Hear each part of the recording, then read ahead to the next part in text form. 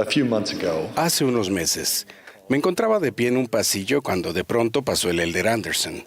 Yo acababa de ser llamado como nueva autoridad general y tal vez percibiendo mi expresión de duda y sentimientos de inseguridad, él sonrió y comentó con amabilidad: bueno, parece que aquí hay un hombre que no tiene idea de lo que está haciendo. Y yo pensé, y aquí hay un verdadero profeta y vidente. Entonces el elder Anderson susurró: no se preocupe, elder Shumway, las cosas mejoran en 5 o 6 años. ¿Alguna vez se han preguntado por qué en el reino de Dios a veces se nos pide hacer cosas que parecen estar fuera de nuestro alcance? Con todas las exigencias de la vida, ¿se han preguntado por qué necesitamos llamamientos en la iglesia? Bueno, yo sí.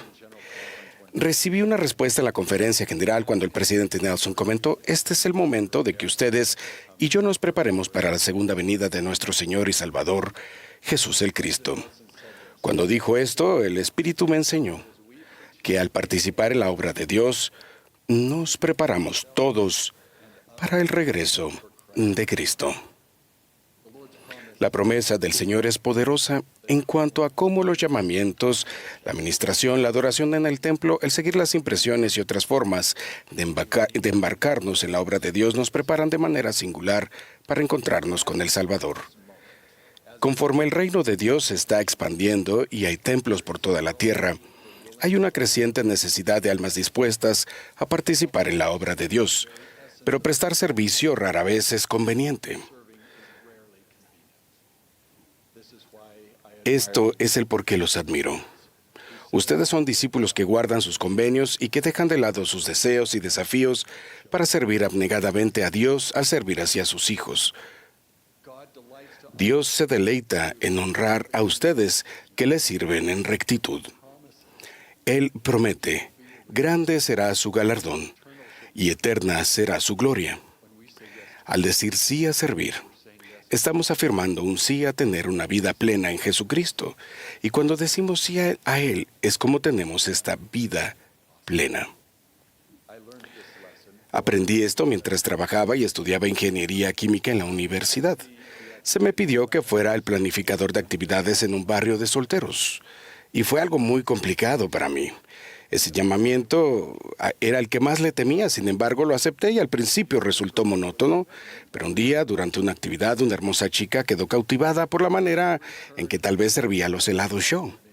Ella regresó 3 veces con la esperanza de llamar mi atención. Nos enamoramos y 2 semanas después fue ella quien me propuso matrimonio. Bueno, tal vez no fue tan rápido, y en realidad fui yo quien le propuso matrimonio. Pero me estremece el siquiera pensar que podría haber perdido la oportunidad de conocer a Heidi si hubiera dicho no a ese llamamiento. No nos embarcamos en la obra de Dios porque Dios nos necesite, sino porque necesitamos a Dios y sus bendiciones. Él promete: porque he aquí bendeciré con poderosa bendición a todos los que obraren en mi viña. Permítanme compartir 3 principios que enseñan que nuestra participación en la obra de Dios nos bendice y ayuda a prepararnos para encontrarnos con Él.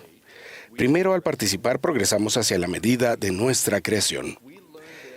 Aprendemos este modelo en el relato de la creación.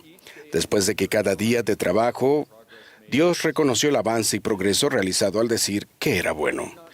No afirmó que la obra estuviera terminada ni que fuera perfecta, pero sí destacó que en cada día había progreso y a los ojos de Dios eso es bueno. Los llamamientos no determinan ni ratifican el valor ni la dignidad de una persona. Más bien, al servir y colaborar con Dios de la manera en la que Él nos pide, crecemos hacia el propósito y la medida de nuestra propia creación. Dios se regocija en nuestro progreso y nosotros también. Deberíamos hacerlo incluso cuando aún nos quede trabajo por hacer. Podríamos carecer a veces de la fortaleza o los recursos para servir y cumplir con un llamamiento. Sin embargo, podemos participar aún en la obra y fortalecer nuestro testimonio de maneras significativas, como orando y estudiando las Escrituras. Nuestro amoroso Padre Celestial no nos condena cuando deseamos servir. Segundo, El prestar servicio eleva nuestros hogares y nuestras iglesias, convirtiéndolos así en lugares santos donde podemos vivir y poner en práctica los convenios. Por ejemplo, nuestro convenio de recordar siempre a Cristo se realiza de manera individual, pero ese convenio cobra vida al servir a los demás. Los llamamientos nos brindan oportunidades para llevar las cargas unos de otros, cumpliendo así la ley de Cristo.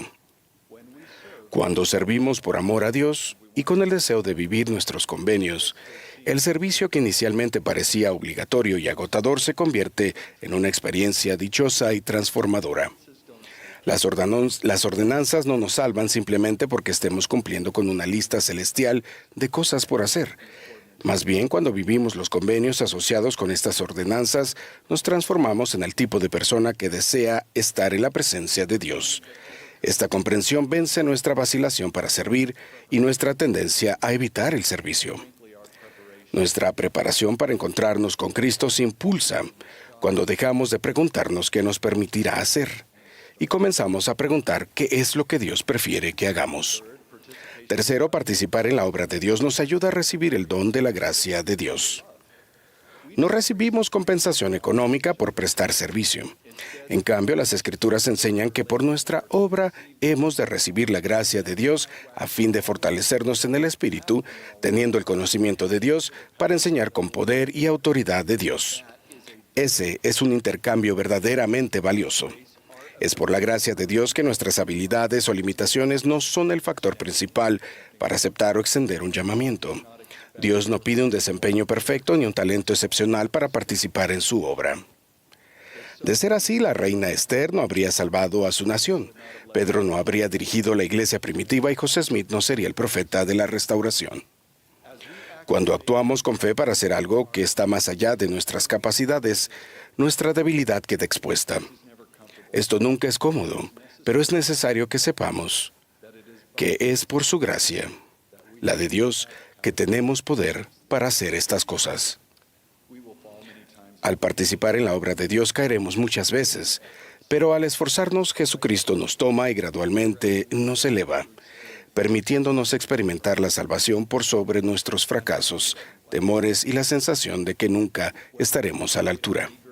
Cuando consagramos nuestro mejor esfuerzo, aunque sea insuficiente, Dios lo magnifica. Cuando nos sacrificamos por Cristo, Él nos santifica. Ese es el poder transformador de la gracia de Dios. A medida que servimos, crecemos en su gracia hasta que estamos preparados para ser levantados por el Padre para comparecer ante Jesucristo. No sé, ni tengo la certeza de lo que el Salvador me preguntará cuando esté frente a Él, pero tal vez una de estas preguntas será, ¿a quién has traído contigo? Los llamamientos son dones sagrados de un amoroso Padre Celestial otorgados para ayudarnos a llevar a otras personas a Cristo. Por eso invito a los líderes y a cada uno de nosotros a buscar con mayor intención a aquellos que no tienen llamamientos. Anímenlos, ayúdenlos a participar en la obra de Dios.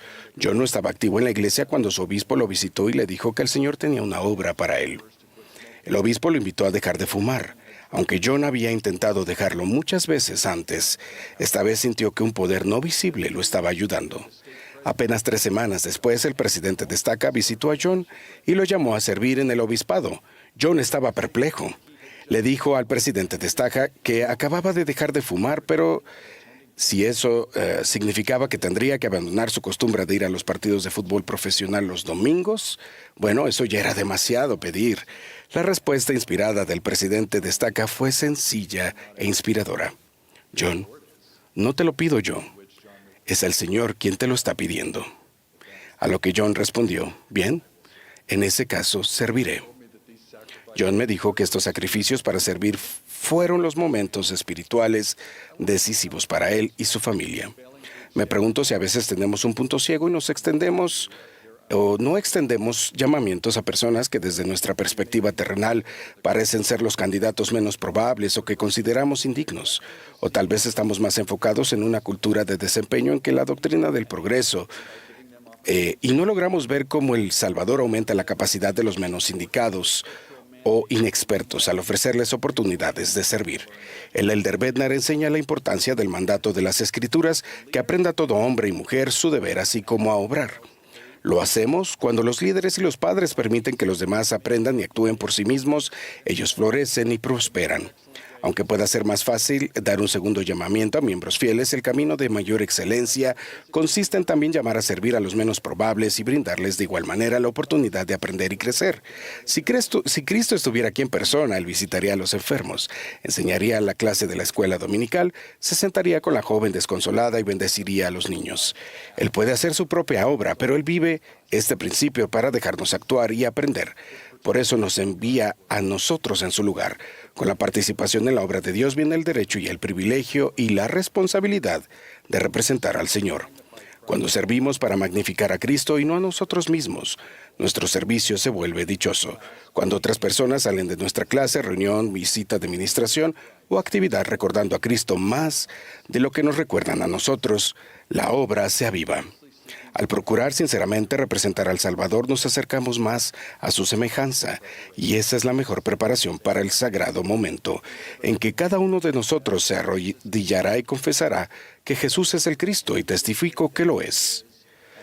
Y que el presidente Russell M. Nelson es su voz hasta los extremos de la tierra para ayudarnos a prepararnos para lo que ha de venir. En el nombre de Jesucristo. Amén.